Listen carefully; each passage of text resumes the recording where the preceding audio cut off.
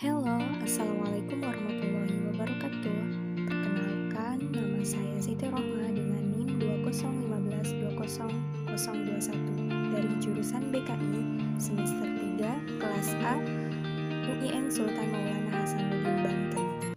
Video ini dibuat untuk tugas UTS Teknik dan Keterampilan Konseling. Teknik dan keterampilan dalam konseling individual sangatlah banyak. Namun di sini saya akan menjelaskan 3 teknik konseling saja. Yang pertama, pertanyaan terbuka, yang kedua keruntutan, yang ketiga refleksi. Yang pertama adalah pertanyaan terbuka. Apa itu pertanyaan terbuka? Pertanyaan terbuka adalah pertanyaan yang menghendaki jawaban yang panjang, lengkap, dan tanpa batas untuk mendapatkan informasi. Pertanyaan terbuka ini adalah upaya konselor untuk menggali atau mengeksplorasi masalah yang dialami klien. Dalam konseling diharapkan klien lebih banyak mengutarakan isi pemikiran dan perasaannya. Oleh sebab itu, jika konselor ingin mendalami permasalahan klien, maka ia hendaklah mengajukan pertanyaan terbuka. Tujuan penggunaan pertanyaan terbuka dalam konseling adalah: pertama, agar klien dapat mengungkapkan permasalahannya secara panjang lebar, sehingga konselor dapat mendalami masalah yang dialami klien. Kedua, agar arah pembicaraan terpusat pada masalah klien.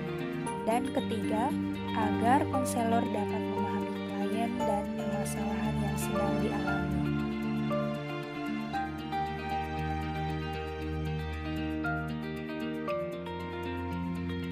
Selanjutnya, keruntutan.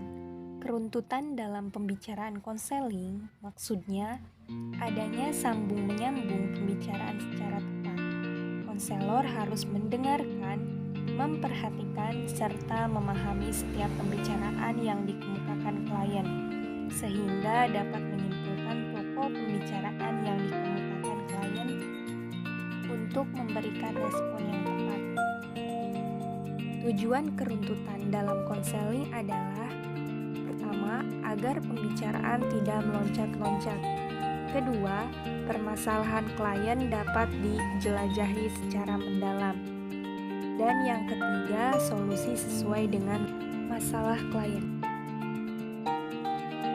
Upaya yang dapat dilakukan konselor untuk melaksanakan pembicaraan konseling yang runtut adalah melaksanakan 3M, yakni mendengar, memperhatikan, dan memahami dengan baik.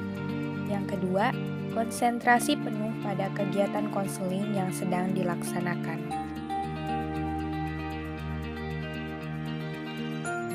Refleksi berarti pantulan. Merefleksi dalam pembicaraan konseling maksudnya memantulkan apa yang dikemukakan klien, baik isi pembicaraan ataupun suasana perasaan klien pada waktu pembicaraan konseling. Tanda bahwa refleksi tepat klien menjawab ya dan dia melanjutkan pembicaraannya. Langkah atau prosedur untuk merefleksi adalah: laksanakan 3M dengan baik, kenali perasaan-perasaan yang terkandung dalam pernyataan klien, tangkap isi yang terkandung dalam pernyataan klien, dan kemukakan respon atau refleksi yang tepat. Adapun jenis-jenis refleksi itu ada 4. Yang pertama, refleksi nul. Refleksi ini tidak ada kelanjutannya karena tidak terlalu penting bagi klien. Yang kedua, refleksi negatif. Refleksi ini membuat klien mempertahankan diri, biasanya dengan mengatakan, "Tidak, saya tidak begitu." Yang ketiga, refleksi hayal. Refleksi ini yang jauh kaitannya dengan yang dibicarakan klien. Yang terakhir, refleksi positif. Refleksi ini adalah refleksi yang tepat sesuai perasaan dan pikiran konseling. Adapun penggunaan teknik refleksi bertujuan untuk: pertama, agar klien memahami bahwa konselor mengerti dan mengikuti pembicaraannya. Kedua, menimbulkan kesadaran yang lebih mendalam pada klien tentang apa yang sedang dialami dan dirasakannya, dan memudahkan klien memperoleh pemahaman diri yang lebih menyeluruh. Adapun syarat refleksi adalah dinyatakan dengan kalimat pernyataan. Kalimatnya pendek, yaitu beberapa kata saja. Kalimat tersebut jelas dan mudah ditangkap klien dan tepat, baik makna maupun isinya.